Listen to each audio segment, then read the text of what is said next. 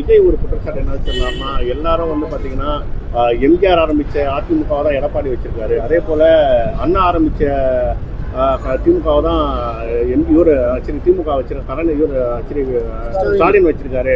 என்னை போல தனிச்சையாக அரசியல் கட்சி ஆரம்பித்து அவங்களால வந்து தேர்தலில் போட்டியிட முடியுமான்னு சொல்லிட்டு சவால் விட்டுருக்காரு. பாவம், அவர் அனுபவமே இல்லாதவர்.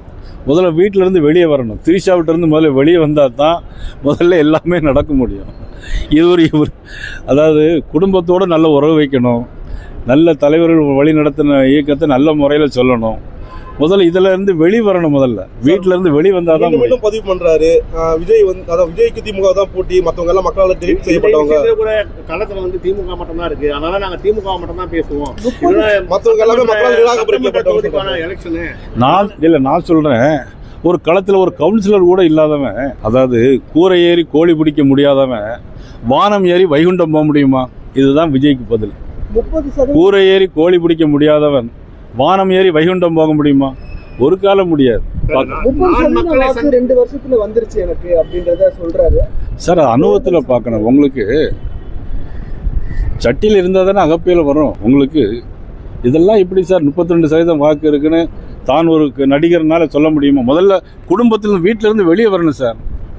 குடும்பத்திலாம் வந்து ஒரு கட்சி நடத்தணும் சார். முதல்ல சார் போட்டி இங்க பாருங்க, நான் அவரை பத்திலாம் பேசுறேன், ஏன்னா அவர் ஆளே கிடையாது எனக்கு.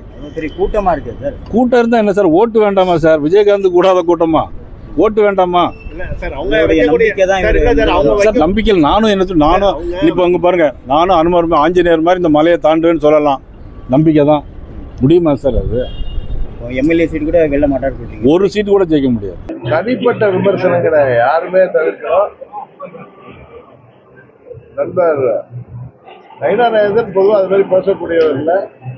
உண்மையா நான் பார்க்கல. நான் நைட் ரொம்ப லேட்டாக வந்து சேர்ந்தேன். எழுந்திரிச்ச உடனே கிளம்பி வந்துட்டேன். நான் 3 மணிக்கு வந்து சேர்ந்தேன். பொதுவாக அது மாதிரி பேசக்கூடியவர்கள் என்னன்னு தெரியல. அது மாதிரி யாருமே இது போன்ற தனிப்பட்ட விமர்சனங்களை தவிர்ப்பதுதான் ஆரோக்கியமான அரசியலாக இருக்க முடியும்.